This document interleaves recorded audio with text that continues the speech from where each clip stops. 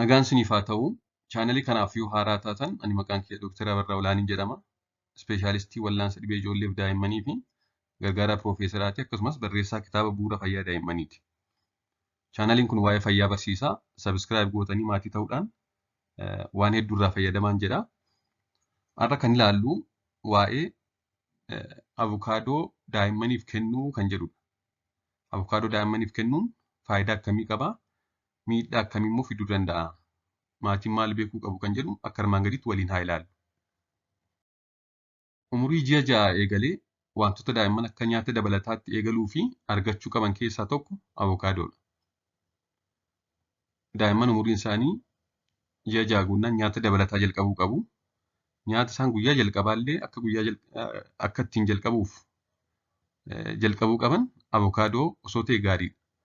Sababni isaas avokaadoon faayidaa hedduu qaba. Akkasumas qaama daa'immaniif baay'ee barbaachisaadha. Kanaaf fakkeenyaaf daa'ima keessan guyyaa har'aa nyaata dabalataa jalqabsiisu taanaan avokaadoo irraa murtaniiti xiqqoo ishee maankiyaadhaan rukkuttanii afaan kaa'uun ni danda'ama guyyuma jalqabaa. Sababni isaas avokaadoon amala allerjii fiduu hin qabu.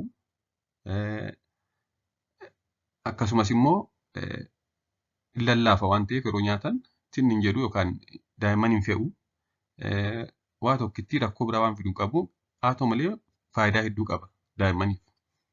Sababni isaas sammuun daa'immanii persentaan 80 coomadha. Kan nama gurguddaa immoo persentaan 60 coomadha. Sammuun nama guddaa tokko persentaan 60 qabiyyeen isaa coomadha. Persentaan 40 immoo bishaan, pirootinii, kaarboohayidireetii fi ashaboof kan kana fakkaatanidha. Avokaadoon immoo coomaan kan badhaadhedha. Gosa coomaa kan gaarii ta'e isayyuu monounsaturated fats kan jedhaman kan guddina qaamaaf sammuuf baay'ee barbaachisaa ta'e hedduu qaba. Gosni coomaa gosa lama jira. Gosa coomaa hamaa ta'anii kan koolesteroolii jedhamanii fi kan gaarii ta'an monounsaturated fats kan qaamni namaa barbaadu jechuudha. Avokaadoon gosa coomaa hamaa ta'e koolesteroolii of keessaa hin qabu.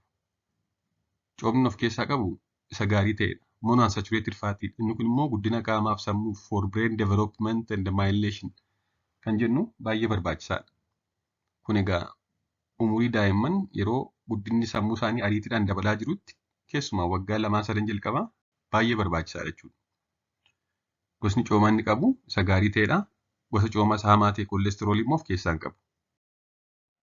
Akkasumas vaayitaaminoota, elementootaa fi maayikiroonutriyentii kan fayyaa daa'immaniif barbaachisan hedduu of keessaa qaba.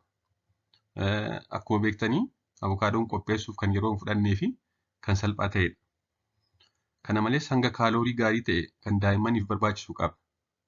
Daa'imman egaa waggaa jalqabaa giddu galeessaan hanga kiiloo 7-8 dabaluu danda'u. Fakkeenyaaf yeroo dhalatan kiiloogiraama 3 yoo ta'e naannoo waggaa tokko naannoo kiiloogiraama 10 ta'u. Kun egaa annisaa nyaata dabalataa barbaada jechuudha. Yeroo akkasii hanga kaaloorii gaarii ta'e kanneen qaban keessaa tokko avokaadoodha. Garbiroon nyaata carraa allerjii yookaan sinsinnaa'uu qaamaa fiduu isaanii xiqqaa ta'edha. Daa'imman nyaata dabalataa yeroo jalqaban nyaata carraa allerjii fiduu qaban osoo hin jalqaban ta'e gaariidha. Fakkeenyaaf hanqaaquu yookaan buphaan amala allerjii fiduu qaba. Kanaaf guyyaa jalqaba nyaata jalqaban sanarraa jalqabuu qaban. Avokaadoon fa'aa muuziin fa'aa immoo sinsinnaa'uu qaamaa yookaan allerjii amala fiduu qaban waan ta'eef guyyaa jalqaba nyaata jalqaban osoo kanneen kanarraa jalqabanii gaariidha. Akkasumas amala farra baakteeriyaa fi ittisoo dhibee adda addaa cimsuu qaba waan ta'eef daa'immaniif avokaadoon baay'ee gaariidha jechuudha. Kanaaf nyaata baay'ee filatamaa ta'e daa'immaniif jiru keessaatii inni guddaan avokaadoodha. Waan dhaggeeffattaniif hedduu galatoomaa. Turtii gaarii.